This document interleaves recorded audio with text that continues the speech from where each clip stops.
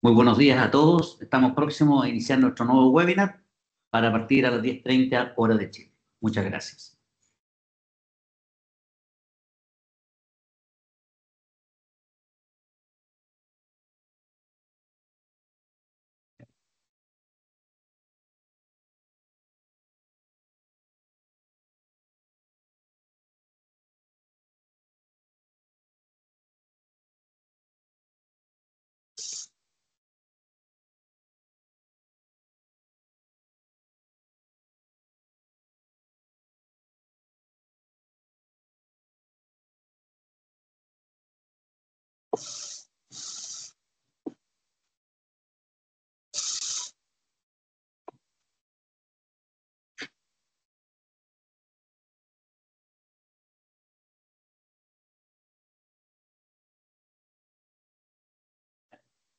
Yo voy a comenzar.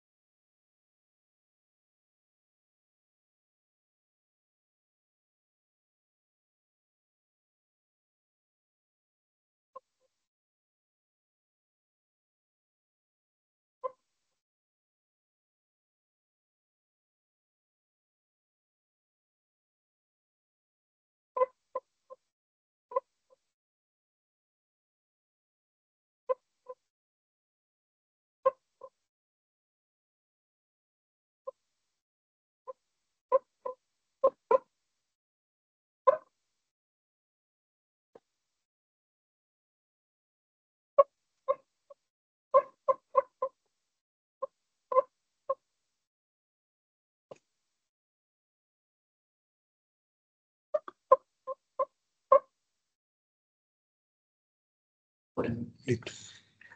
Muy buenos días a todos, siendo las 10:30 hora de Chile, 10:30 hora de Argentina, 8:30 de Colombia. Le damos la más cordial bienvenida. Soy el general Jorge Robles, director estratégico, director ejecutivo del Centro de Estudio Estratégico de la Fuerza Aérea de Chile, junto a Santiago Rivas, director de Pucará Defensa en Argentina, y el comandante del grupo Daniela de la Sola, jefe de estudio de la Academia de Guerra Aérea de Chile. Le damos la más cordial bienvenida a nuestro quinto webinar del presente año.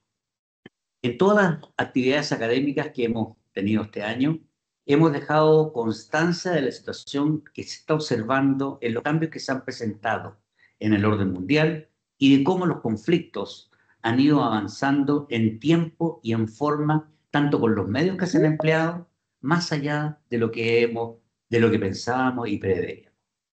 En forma muy especial, hemos visto un gran avance de importantes elementos que nos están presentando factores críticos en el ámbito de la defensa y la seguridad, en las relaciones entre los estados y actores no estatales, la tecnología, la inteligencia artificial y en forma muy especial el uso de drones.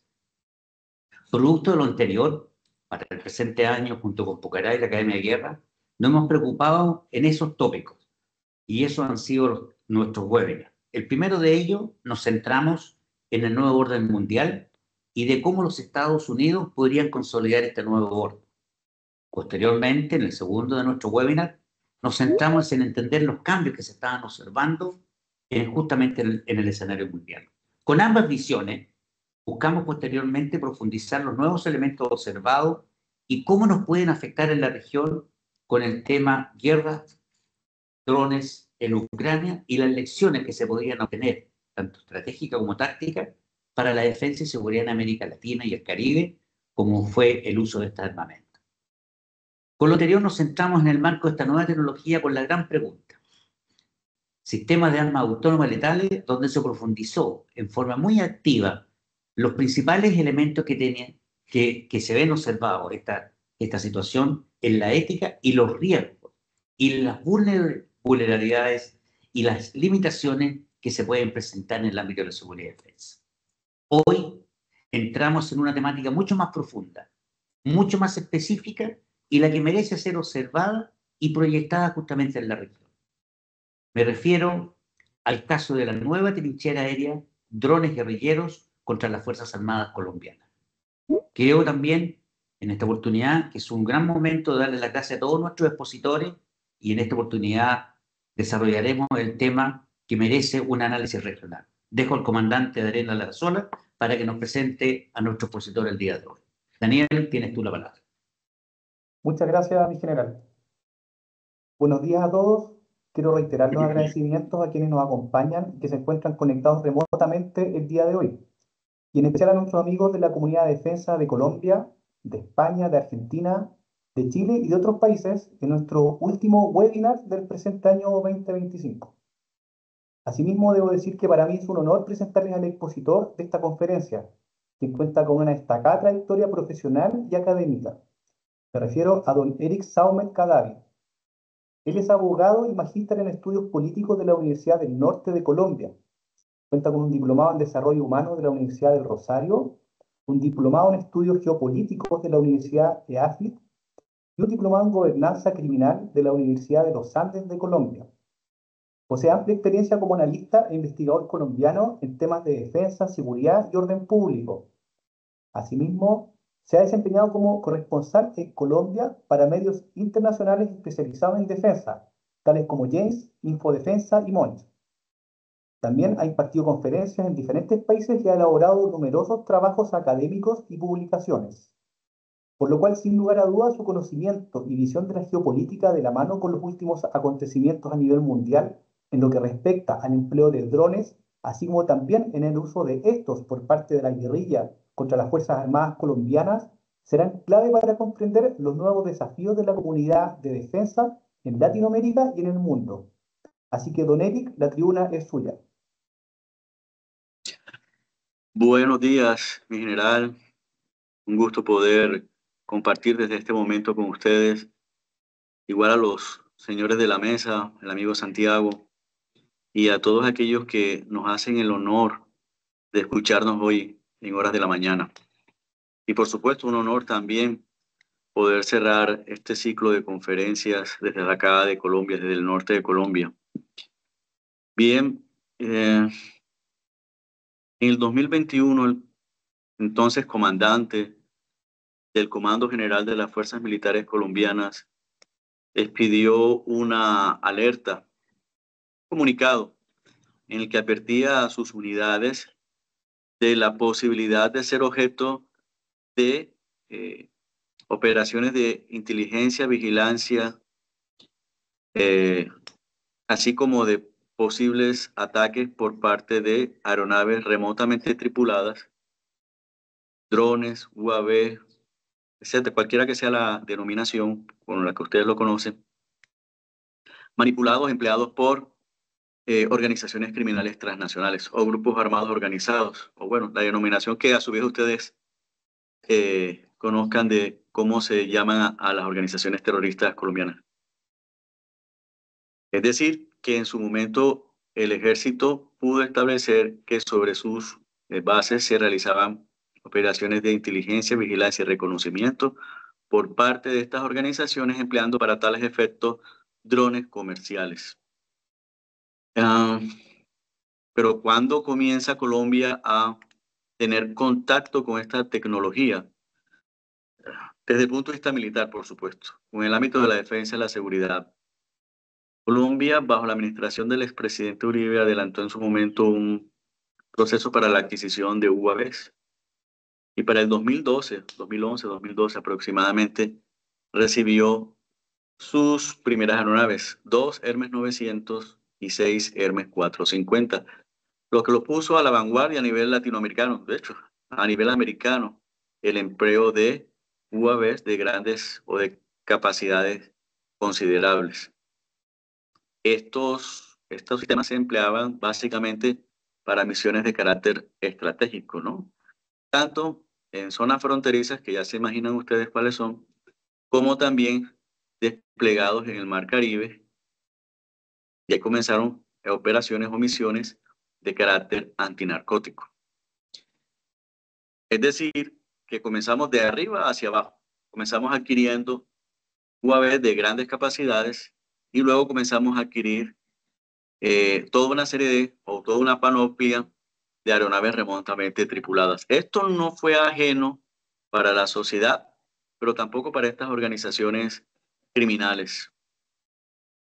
Aproximadamente en 2014, la guerra en Siria toma otro cariz o carisma y comenzamos nosotros a ver en YouTube videos, cada vez de manera más constante, videos subidos por el Ejército Libre Sirio empleando drones comerciales,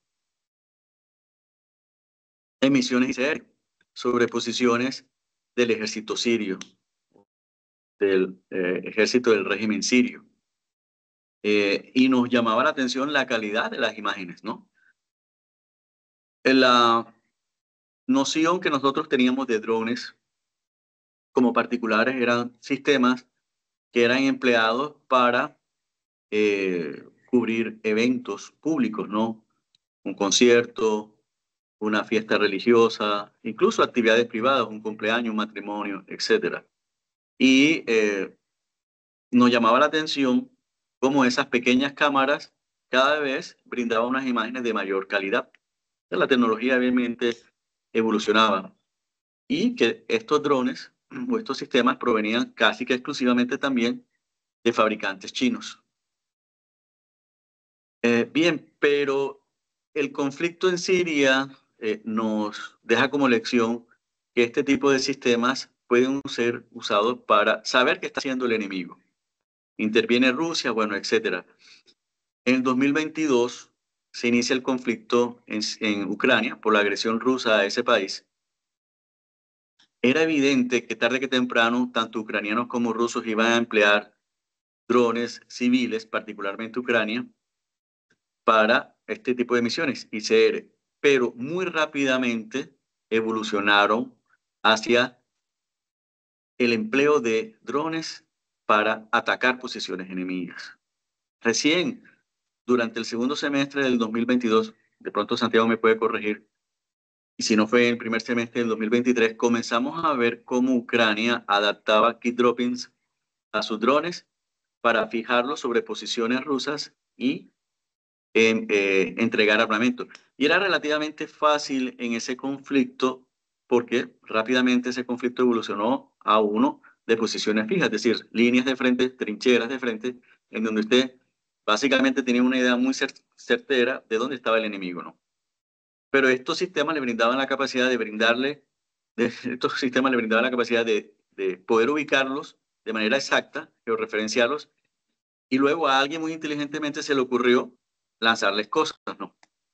Granadas de 200, 300 gramos, que es lo que se emplea en Colombia en la actualidad.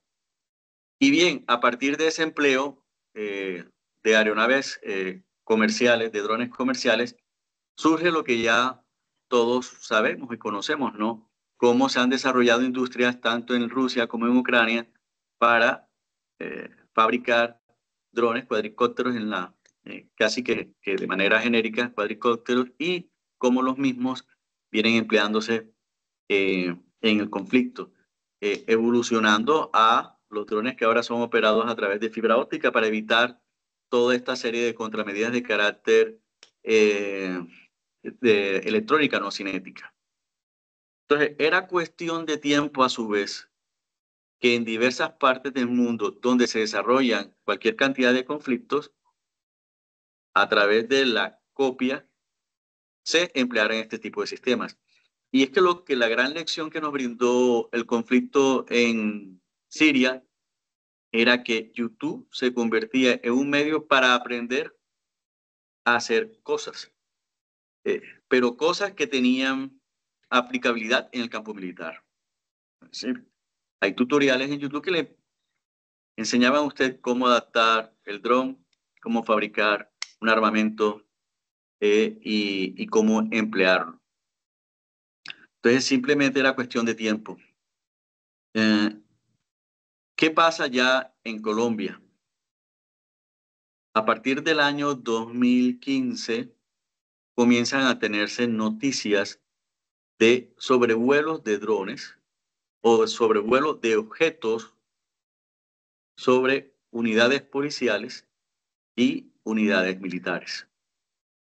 En este punto hay que hacerle hay que hacer un paréntesis para comentarles a los oyentes que la policía colombiana es básicamente una infantería ligera y que hay unidades de la policía colombiana capacitadas y entrenadas para operaciones contra insurgentes y antiterroristas, y que el material de la policía colombiana incluye reglamentos fusiles de calibre 5.56 por 45 milímetros, es decir, que la policía apoya las labores antiinsurgentes contra narcóticos y antiterroristas de las fuerzas militares. Pero aparte de esos reportes, no había más. Y llama la atención que la mayoría de los reportes informaban de sobrevuelos en horas de la noche. Es decir, que se estaban empleando cámaras con capacidad infrarroja o térmica para determinar el número de miembros de esa unidad de fuerza pública en esa base, la distribución de los puntos de defensa, etc. Era básicamente misiones de inteligencia, aparte que se reconocía al personal. Y una vez reconocido el personal policivo militar, se hacían labores de inteligencia de manera directa, ¿no? A través de personas, particularmente mujeres. Bueno, pero eso es tema de otro webinar. Eso 2015, 2016, 2017, sin ninguna novedad y sin que nosotros nos enteráramos, ¿no? Sin embargo, hay un punto de inflexión y es que desde el 2015 en Colombia, por una orden de la Corte Constitucional, por una sentencia de la Corte Constitucional colombiana, se prohibió la aspersión de cultivos ilícitos. La aspersión, nada diferente a utilizar una avioneta del tipo Brave Tractor que tiene la policía, donadas por Estados Unidos, cerca de 12 aeronaves, para fumigar con glifosato cultivos de al menos 10 hectáreas. ¿Qué pasa con eso? No es una nota al margen, sino que esa decisión estimuló el crecimiento de los cultivos en Colombia. Básicamente, nuestra Corte Constitucional y nuestras cortes integradas por jueces que desafortunadamente desde Bogotá son ajenos a la realidad del territorio o no conocen las realidades del territorio, provocan situaciones como estas. Ese crecimiento de los cultivos va acompañado de la mano, por supuesto, del crecimiento de los grupos responsables de que esos cultivos crezcan. Entramos a partir del 2016, 2016, con la firma del Acuerdo de Paz en Colombia, en un conflicto político al interior del país, ¿no? Por un lado, quienes se identificaban con las ideas y tesis del presidente Uribe y por otro, con las ideas y tesis del presidente Santos. Eso fracturó el tejido político colombiano y no permitió, sumidos en esa disputa política, no permitió que advirtiéramos que estas organizaciones estaban creciendo, no solamente en el hectárea total de cultivos sembrados, sino de toneladas de cocaína procesadas, de territorios copados y del inicio de políticas de gobernanza criminal a nivel territorial. Llega el gobierno del presidente Duque, pero es de inmediato atacado por quien es hoy el presidente colombiano, Gustavo Petro, y le dio muy poco margen de maniobra, aparte de, como ustedes saben, para el 2020 el inicio de la pandemia, lo que restringió de manera notable las operaciones antinarcóticos y antiterroristas que se desarrollaban en el país. Llega la actual administración que tiene una apuesta, que es la política de paz y seguridad denominada Paz Total, y bueno, hay un crecimiento exponencial, aritmético, o geométrico, perdón, de las áreas cultivadas y de las toneladas producidas y de hombres en fila. Hoy estamos rondando con estadísticas del 2023 que pronto se traducirán en estadísticas del 2024, entre 256.000 a 300.000 hectáreas sembradas de coca, produciendo unas 2.600 a, bueno, quién sabe cuántas ahora, toneladas, y con 22.000 terroristas alzados en armas. Pero ¿por qué me refiero a esto? Porque a partir de lo mismo ustedes pueden comenzar a imaginar la capacidad que desde el punto de vista económico adquieren estas organizaciones. Y esa capacidad económica, es decir, esas ganancias que nosotros calculamos hace aproximadamente 10 años, solo en el mercado interno de alrededor de 2.000 millones de dólares, les brinda también la capacidad de poder financiar ideas, es decir, de copiar una idea que se está implementando en el exterior y aplicarla en el territorio.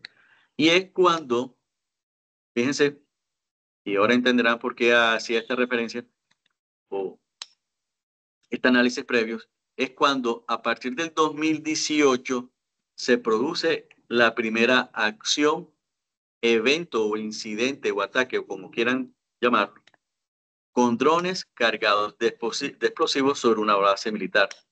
Barrancaminas en el año 2018 en el Guainía, un evento que referencia el amigo Camilo Mendoza,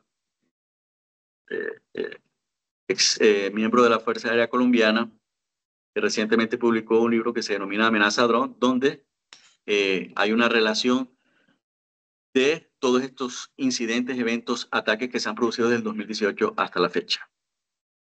Hay ahí un quiebre en el desarrollo del conflicto colombiano. Y ese quiebre podemos, hay momentos en la historia reciente del conflicto interno colombiano en donde la guerrilla tiene iniciativa táctica. Es decir, que la insurgencia o estos grupos armados organizados emplean medios que no pueden ser de manera inmediata contrarrestados por las fuerzas del Estado y les permite durante un tiempo determinado ventajas tácticas. Ejemplo, los cilindros bomba. No supimos cómo en su momento. Otro ejemplo horrible, las minas antipersonas. Otro ejemplo, las pescas milagrosas.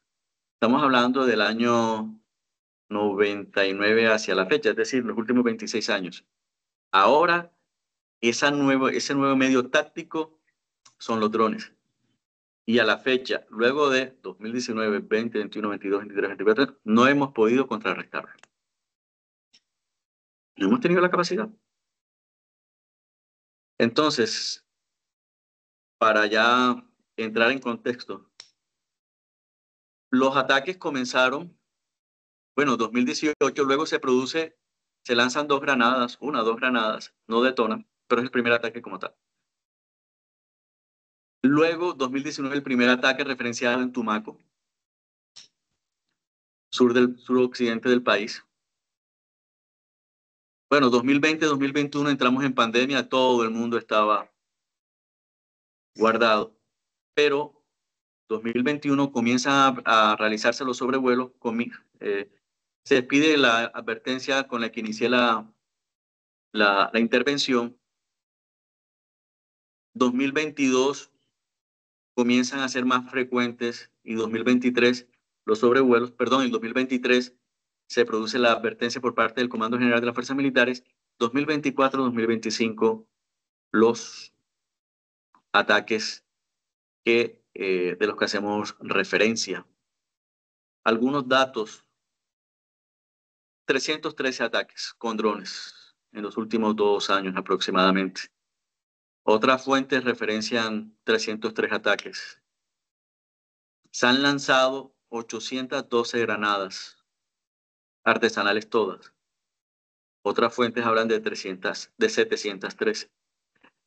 Estos ataques han producido 270 víctimas. Otras fuentes hablan de 256. De esas 270 víctimas, y lo leo porque 196 militares, 40 civiles, un menor, un niño, población NNA asesinado, perdón. 15 militares asesinados, uno de ellos de la Armada. No hay claridad en torno a cuántos policías han sido heridos. Algunos hablan de 40 policías heridos, pero no tenemos confirmación en ese sentido. Y los ataques se han concentrado en, 1, 2, 3, 4, 8, 7 departamentos. Particularmente Cauca, Nariño, suroccidente del país, frontera con Ecuador. Arauca, norte de Santander, nororiente del país, frontera con Venezuela, que son las dos regiones en donde se concentra, no sé, el 75, 80, 90% de la producción de coca en el país. ¿Quiénes son los que están atacando con drones? Bueno, básicamente todo el mundo. ELN, pero hay 3 frentes del ELN, Juan Fernando Porras, Frente Caribe y el Camilo Torres, las disidencias de la FARC, las disidencias de la FARC, bueno, ELN, disidencia FARC, reincidencia FARC, las autodefensas conquistadoras de la Sierra Nevada, el Clan del Golfo. Se han producido ataques sur de Bolívar, el departamento donde yo vivo, sur de Bolívar, porque es una zona en donde se explotan de manera ilegal cocaína, narcotráfico, es decir, minería ilegal y gasolina.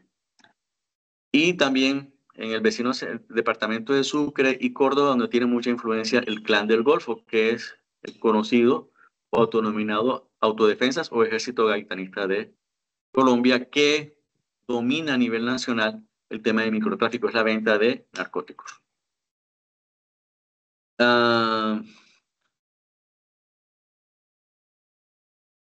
Les comentaba que los ataques comenzaron a darse desde el año anterior al presente año. Ese incremento es trazado por la fuerza pública de un 145%. Es decir, que ya esta es un arma de guerra.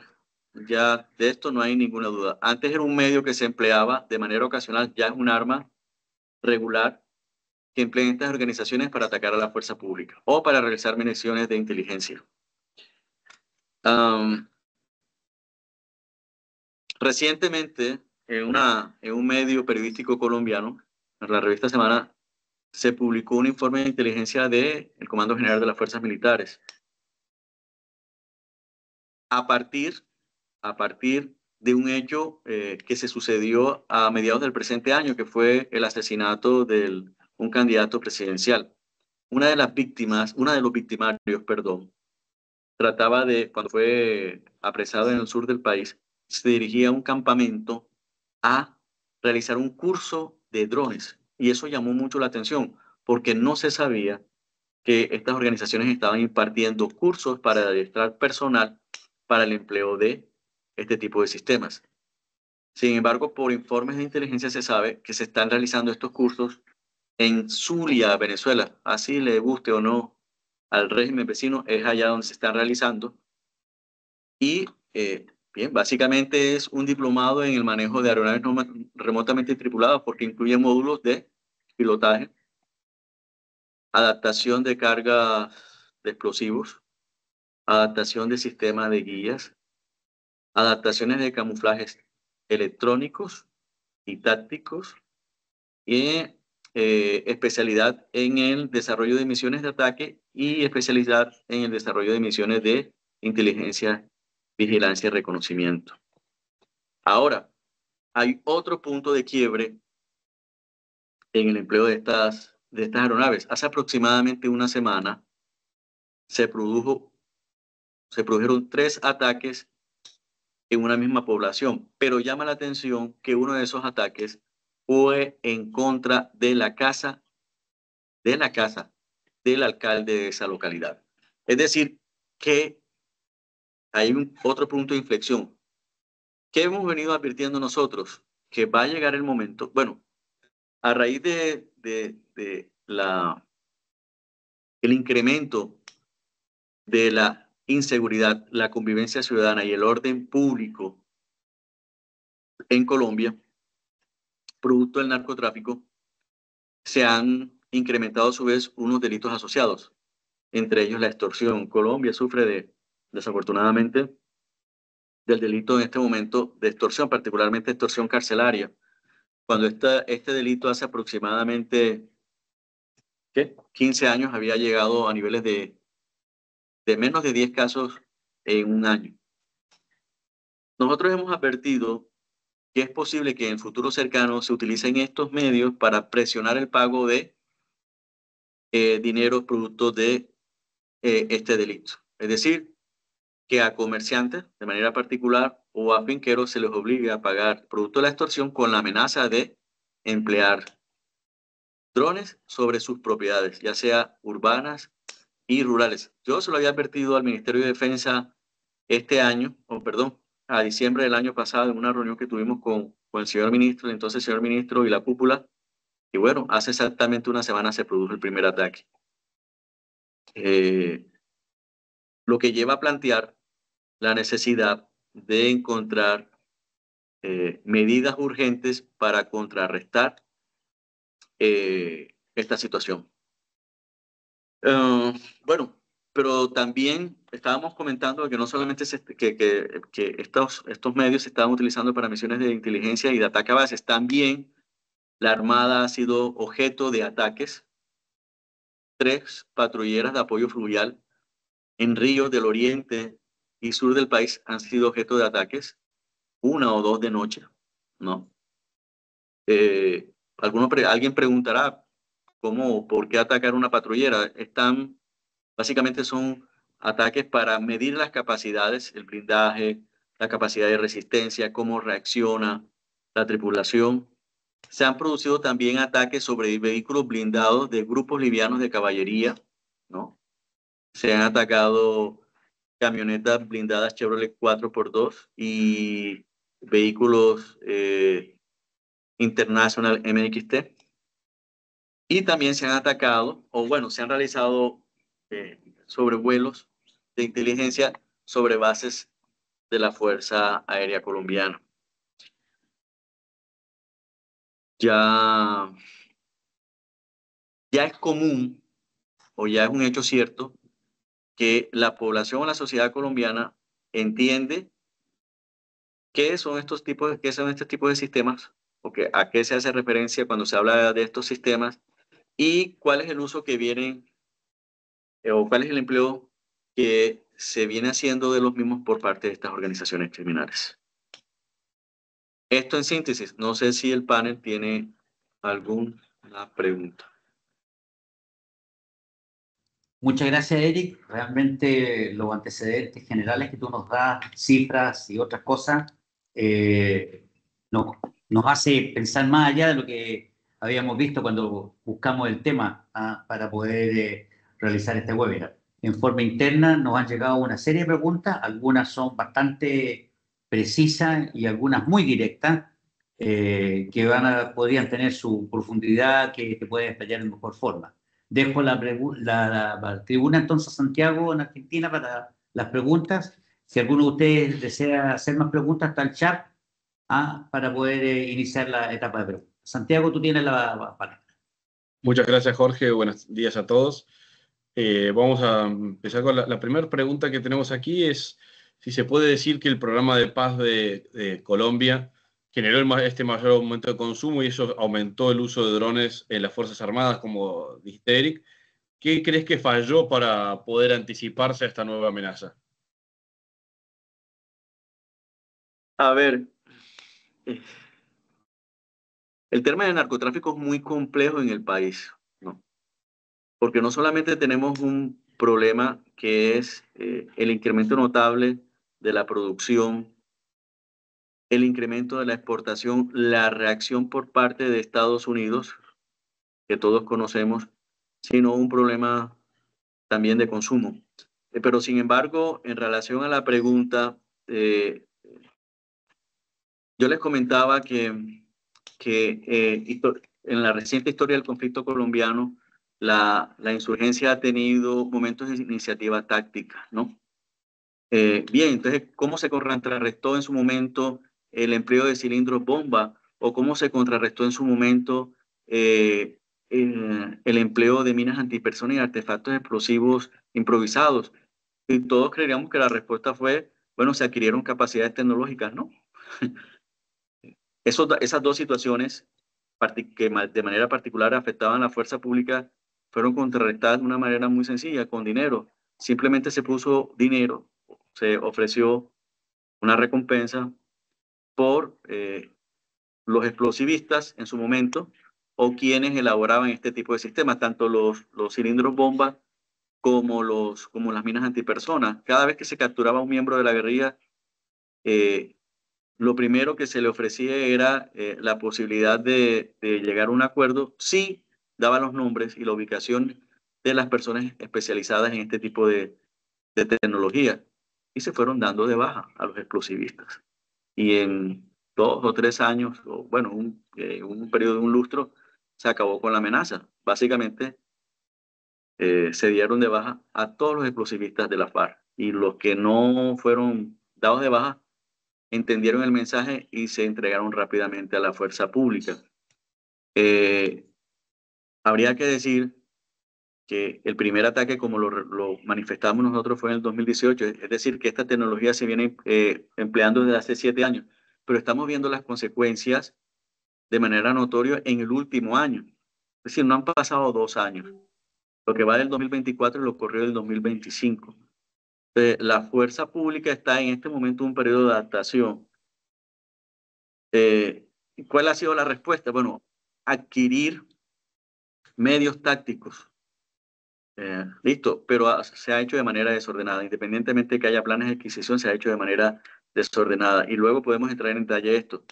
Pero yo creo o considero que básicamente bajo la nueva administración, porque de hecho bajo esta administración no se va a poder solucionar este problema, entre otras cosas porque no es del interés del actual gobierno, y así lo podemos ver en la manera en que se ha desarrollado e incrementado en estos años. Creería yo que la respuesta va a ser, en primera instancia, ubicar a las personas dentro de estas estructuras que están en la posibilidad o que tienen la capacidad o que son los encargados del despliegue de estos sistemas, y ofrecer un dinero por ellos, y básicamente, como se hicieron con los explosivistas en su momento, cazarlos, darlos de baja o ofrecerles dinero para que se desmovilicen. Eso si recuperamos la iniciativa táctica, porque es que en este momento no tenemos esa iniciativa. Entonces, bien, básicamente estamos adoptando planes disuasivos, es decir, para evitar que se empleen estos medios o para contrarrestarlos en el momento que se empleen. La industria Perfecto. colombiana viene... No, sí. No, dale. No, acá hay otra pregunta que está también muy relacionada a lo que estabas comentando sobre qué medios de inteligencia y contrainteligencia se están implementando actualmente para detectarlos y neutralizarlos estos drones, y si hay evidencia de que hay drones fabricados por los propios grupos de terroristas. Yo les comentaba que hubo un informe revelado por un medio periodístico. Eso da un norte o nos puede brindar indicios sobre qué es lo que está pretendiendo la fuerza pública. Fíjense, el informe se centra en qué frentes o qué organización está adquiriendo esta tecnología, dónde se están capacitando, quiénes son las personas responsables de esa capacitación, qué incluye esa capacitación, más que, bueno, qué medios técnicos o tácticos vamos a adquirir para contrarrestar, ¿no? ¿Por qué? Porque, bueno, siendo objetivos es más práctico. Si usted identifica quiénes son las personas encargadas del entrenamiento y los captura, los da de baja, castiga desde el punto de vista táctico automáticamente esa iniciativa terrorista, más que adquirir medios. Y bueno, luego nos podemos referir a los medios para la inhibición. Si se han fabricado acá, no. Primero porque no es necesario. Usted va a un supermercado en cualquier parte de Latinoamérica y adquiere un dron que cuesta, ¿qué? Desde en dólares, 4.000, desde los $20, desde los $15 puede adquirir usted drones. Claro, algunos autores, entre ellos, como le comenté, Camilo Mendoza, que han venido estudiando el tema, nos comentan que cada vez se adquieren drones con una mayor capacidad de carga. En 2018-2019, uno de estos frentes guerrilleros adquirió una impresora 3D y comenzaron a fabricar partes en la selva, pero no es necesario porque, como le dije, usted se acerca a cualquier cadena de supermercados o gran cadena de comercialización de productos y puede adquirirlo si es que lo desea, si es que desea ir y comprarlo directamente, porque los puede pedir a su casa y se los envían a través de Temu. El Ministerio de Defensa de Colombia está adelantando una norma que se va a colocar a consideración del Congreso para regular la compra, comercialización y uso de estas aeronaves, pero nosotros en Colombia tenemos prohibido el uso y porte de armas y todo el mundo anda armado y no por esa normatividad estas organizaciones dejan de adquirir estos medios o sistemas. Entonces, pues básicamente a la fecha, aparte de comprar medios de inhibición, no se ha hecho absolutamente más nada. Otra pregunta acá es sobre si hay alguna información del uso de drones en tareas logísticas para apoyo de las fuerzas subversivas o para traslado de contrabando. No que yo sepa, y aparte, están utilizando drones comerciales con una capacidad de carga muy limitada. Fíjense, hubo un dato que se me olvidó comentarles, y es que se está reportando un ataque con dron cada 36 horas. Y en promedio cada ataque incluye el lanzamiento de 3 granadas, porque es que 3 granadas es la que pueden cargar estos drones, y esas granadas son de 200 gramos. Entonces la carga es de 600 gramos. Ya, entonces, pues, aparte que no entiendo por qué se va a utilizar un medio de estos para el transporte, no sé de qué, por el aire, o sea, no, la verdad no. Y otras medidas, perdón, otra pregunta es, ¿cuáles de las medidas de autodefensa que estás nombrando o que se han implementado han sido efectivas y sobre todo si son cinéticas o no cinéticas? No, hasta ahora nos hemos concentrado en medidas de carácter electrónico. Tanto la Fuerza Aérea como la industria nacional, a través de Codaltet, ha desarrollado un medio, entre comillas, portátil, que es el Talos, pero también un medio fijo, móvil, cuyo nombre o denominación no conozco, que han venido siendo probados desde por lo menos el 2023 para acá. ¿Por qué no se han adoptado? Bueno, puede haber razones técnicas, pero básicamente porque Colombia es muy dado a fomentar, exponer el desarrollo que desde el punto de vista tecnológico de nuevos sistemas de defensa realiza su industria, pero con ese mismo ánimo no los compra. ¿Sí? Y hemos sido desordenados, porque hay que ser claros en eso, en la manera en que hemos venido adquiriendo medios. O sea, aquí cada fuerza lo ha hecho de manera particular. Ahora, Colombia tiene y perdonen que repita la expresión, una particularidad. Sus departamentos y sus municipios tienen que desarrollar, diseñar e implementar cada 4 años planes integrales de seguridad y convivencia ciudadana. Esos planes están financiados por los fondos de seguridad territorial, los FONSEP, que básicamente es un dinero que se utiliza exclusivamente en las necesidades y requerimientos dentro del componente o de la dimensión seguridad de la fuerza pública. Hay municipios que tienen recursos muy escasos, pero hay municipios que tienen muchísimo dinero, por ejemplo, las ciudades capitales. Entonces, a través de esos PIS y a través de esos FONSEP, se han venido adquiriendo medios para la fuerza pública, inhibidores de drones. Y usted, y creo que nosotros en Pucara lo hemos referenciado a Santiago, también lo hemos referenciado en Infodefensa y en James, los medios que a través de ese apoyo departamental y municipal se adquieren para la fuerza pública. No solamente porque ya venían desde hace algunos años, 2017, 2018 hacia acá adquiriéndose drones, pero también se están adquiriendo sistemas inhibidores.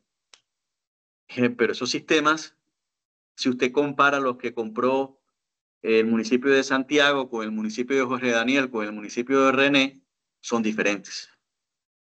¿Y por qué? Cuando deberían ser los mismos, porque es que las amenazas son las mismas, ¿no? Estas organizaciones insurgentes están empleando 2 o 3 modelos en particular, pues, porque ya conocen con sus características, todos fabricados por DJI, en fin. Entonces hay un desorden en ese sentido. O sea, yo como alcalde acá adquiero el medio que yo crea y considere necesario, porque finalmente es la alcaldía la que tiene, el alcalde el que tiene la palabra, o el secretario de gobierno o el secretario de seguridad el que tiene la decisión en ese sentido. No nos llamemos a engaños. Y los colombianos que nos están observando saben a qué me refiero. Entonces tenemos una disparidad de medios. Sí, excelente es todo, pero tenemos una disparidad. Cuando el Ministerio de Defensa ha debido desde el año pasado adelantar un proceso y adquirir miles de unidades inhibidoras. O sea, ¿por qué? Porque básicamente la fuerza pública viene siendo objeto de ataques en ese sentido de manera similar. Y había notado algo por acá. Cuando tú me hablabas de medios cinéticos, no.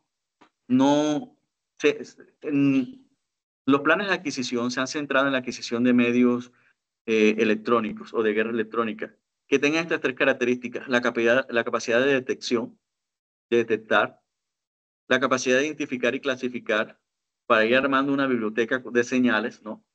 Y la capacidad de inhibir y neutralizar. Sin embargo, yo puedo dar fe de que en ocasiones se ha empleado fuerzas cinéticas para contrarrestar en una población cuyo nombre voy a omitir, aquí cerca de donde yo resido, una base de una fuerza militar que voy a omitir especificar cuál fue. Estaba haciendo, el comandante se dio cuenta de que en las noches a determinada hora un dron sobrevolaba la base. Pues se recurrió a una escopeta y se solucionó el problema. Fuerza cinética, ¿no? Pero básicamente es aquí cada unidad tiene que resolver el problema. Ahora, yo les comenté los departamentos donde se concentraban estos eventos, incidentes o ataques, que son 7, a ver, 1, 2, 3, 4, 5, 6, 8 de 30. Y de esos 8, en 4, Cauca, Nariño, Norte de Santander, Arauca. Básicamente, sobre unidades de fuerza pública que están desplegadas en el terreno, unidades del Ejército, de la Armada Nacional, de la Policía, y sobre unidades policivas en poblaciones o ciudades muy pequeñas, poblaciones rurales. Efectivamente, la policía también ha adquirido medios de inhibición. De esos hemos referenciado un par de modelos, aunque sabemos que hay muchos más. Nosotros, el ejército, adquirió creó una unidad, el BANOT, el Batallón de Aeronaves No Tripuladas, y ese batallón, su tercera compañía, si no estoy mal, va a tener la función de emplear y desarrollar misiones para la detección, identificación e inhibición de estos sistemas. Conocemos los sistemas drones que emplea ese batallón, pero no sabemos cuáles medios.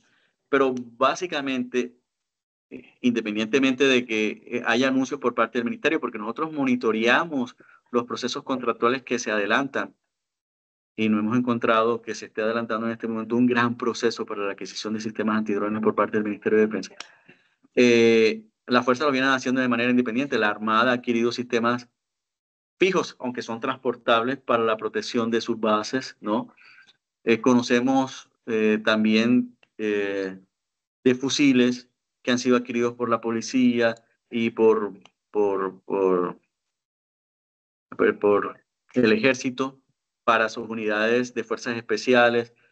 Sí se ha reportado que aproximadamente hace 3, 4 años la Fuerza Aérea adquirió medios para la protección de base para proteger sus medios o sus activos operacionales, es decir, sus aeronaves, pero desconocemos el modelo.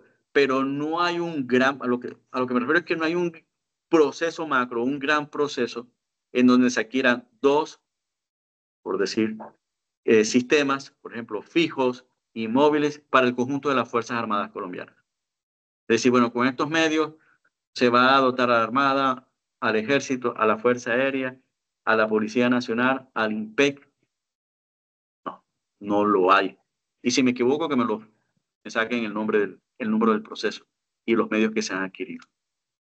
De hecho, nosotros estábamos haciendo un balance de cuántos medios antidrón se han adquirido y realmente yo creo sinceramente que no llegamos a las 300 unidades. Y supongamos que nos equivocamos y sean 500 unidades, que no las hay, señores, porque no las hay. Y estamos hablando de unas Fuerzas Armadas con e integradas por más de 420.000 hombres. De acuerdo. Te pregunto también si hay alguna evidencia de uso de drones con fibra óptica, que es algo que se está viendo en el conflicto de Ucrania actualmente, porque eso cambia también No la que yo, forma de poder contrarrestarlos al no poder inhibirlos. no que yo sepa y no sé para qué.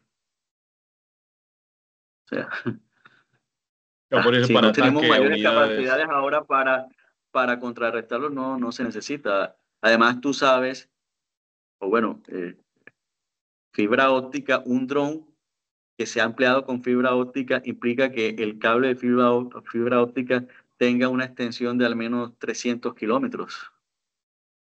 O sea, esto no es 20 metros, no. Entonces, es que no hay necesidad. En eso tienen, a ver, los oyentes, tanto la fuerza pública como los bandidos en Colombia son muy prácticos. Aquí somos muy prácticos. Entonces, ¿para qué nos vamos a complicar? Si yo sé que esa unidad no tiene la capacidad ni siquiera de detectarlo, ¿por qué me voy a poner a inventar? Ya, así de simple. Y en cuanto a esta experiencia que ves de Colombia, ¿quedan en enseñanzas que pueden servir para otros países de la región, viendo que está creciendo el narcoterrorismo en gran parte de América Latina y uno espera que empiecen a adoptar el uso de drones también, igual que Colombia? Colombia soluciona sus problemas eh, cuando estos están afectándonos de manera muy particular. Cuando nos afecta, es que cuando nosotros comenzamos a solucionar los problemas, la lección es no dejen que los problemas o no dejen que esta situación se convierta en un problema que los afecte. Anticípense y comiencen a adquirir capacidades. El conflicto colombiano ofrece lecciones en cuanto a la manera en que se emplean estos sistemas, ¿no?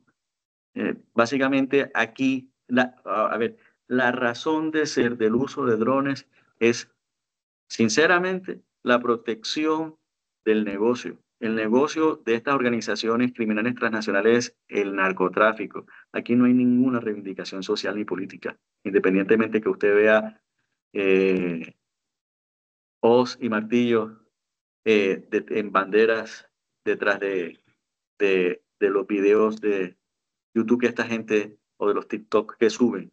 No, señor. El negocio de esta gente es el narcotráfico y el único interés es enriquecerse. A partir de esa premisa, a usted no le interesa entrar en confrontación con la fuerza pública porque puede que suceda que lo maten. Entonces no tiene sentido, muerto, el dinero que se ganó. Y muerto usted no puede hacer dinero, que es la razón por la cual está dentro de estas organizaciones, independientemente de lo que ellos digan. Entonces mi interés no es confrontar a la fuerza pública. Empleo estos drones para saber dónde está y en la medida de lo posible evitarlas y para vigilar mi negocio, mi cultivo. Porque lo que obvié decir es que el empleo de drones por parte de estas organizaciones en sus inicios tuvo como fundamento poder determinar, poder vigilar el área que yo tenía cultivada. O sea, yo tengo 10 hectáreas o 20 hectáreas, pero no las tengo continuas, sino que tengo 5 acá, 5 allá, 4 acá y una en la finca de Santiago. Bueno, caminar eso representaba una jornada de mediodía con la exposición. Un dron me facilitaba. Así de, ve Santiago, no ha fumigado hoy, ponte las pilas. Ya. En eso, por eso fue que comenzaron a usarse. En una de esas observaciones que tú hacías de tu negocio, te diste cuenta que había una unidad de fuerza pública y dijiste, pero es que yo puedo utilizar estos drones también para detectar los movimientos de estos manes. Y ahí fue, prueba y error. Y una última pregunta que te hacemos antes de cerrar es, que van a quedar varias preguntas que no vamos a poder hacerte, pero esta es también si crees que se profesionalice el uso de drones en los grupos guerrilleros de Colombia, como ocurre ya en México, que tiene un uso ya bastante institucionalizado dentro de las organizaciones criminales. La persona que nos hizo la pregunta no debió escuchar lo que hablamos sobre esta escuela que hay en Venezuela, en Zulia, el país donde estas organizaciones terroristas tienen su retaguardia estratégica y donde delinquen porque son apoyados por el gobierno de ese país y las Fuerzas Armadas de ese país, así ellos digan que no. Y es precisamente en Zulia donde, vuelvo y lo repito, ¿no? Se están entrenando en diversos módulos: pilotaje, carga de explosivos, adaptación de explosivos, sistemas de guía, camuflaje táctico, camuflaje electrónico, operaciones de inteligencia y vigilancia, operaciones de ataque. Ya, Imagino yo que eso se replicará en el suroccidente del país, tarde que temprano, si es que ya no hay, si esta situación no se está presentando en el Cauca y en el Ecuador, porque nosotros tenemos noticias no confirmadas en ese sentido, pero bueno, no las había comentado porque provienen de una sola fuente. Pero es indudable, o sea, además tiene sentido. Fíjense, les doy un ejemplo. Antes, una gran unidad insurgente, guerrillera, terrorista, tenía una persona que operaba uno o dos drones de estos. Ahora, en grupos de 15 hombres, básicamente, es ya común que haya 3 personas que tengan a su disposición 6 drones, ¿no? Y una considerable carga de explosivos. Entre otras cosas, porque si esa unidad se ve en algún momento comprometida por, por el ataque de unidades de la fuerza pública, estos drones pueden brindarles la posibilidad de salir de esa situación, ¿no? Porque si una unidad de fuerza pública está tratando de coparlos y si se ve siendo objeto de ataques por parte de estas aeronaves, pues obviamente esa acción ofensiva se pasa a una acción defensiva, ¿no? Perfecto, muchas gracias, Eric. Paso la palabra a Jorge para hacerse el cierre del webinar. Muchas gracias, Santiago. La verdad que fueron tantas las preguntas que el tema da para mucho más. Agradecer a Eric y a todos ustedes. Y quizá una reflexión al final. Creo que la presentación de Eric da mucho para meditar hoy en día en la región. Como él dijo, comillas, protección del negocio. 313 ataques con drones, 256 víctimas, un ataque en dos cada 36 horas. Creo que es un tema que nos tiene a todos que preocupar y planificar y considerar, en especial cuando él hace presente la falta de coordinación, la necesidad de intercambio de información, que no ha habido un gran proceso en general. Yo creo que esas son las grandes enseñanzas que nos quedan a toda la región, en especial a quienes nos están viendo de diferentes partes y países que tenemos diferentes amenazas muy similares. Cerramos con esto los jóvenes del presente año. Queremos agradecer a Santiago, a la Defensa, a la Academia de Guerra que nos están viendo y en especial a todos en la región y en nuestros países que también han compartido nuestras experiencias e invitarlos para las próximas actividades. Les aviso también que el presente webinar va a quedar unos días más, tanto en la página de Santiago, en Pucará Defensa, como en nuestra página, agradeciendo su constante seguimiento con nosotros. Muchas gracias, Eric, por tu tiempo, te felicito la franqueza, sobre todo tu presentación, y será hasta una próxima oportunidad. Que tengan un muy buenos días todos ustedes. Muchas gracias. Mi general, muchas gracias, muy amable.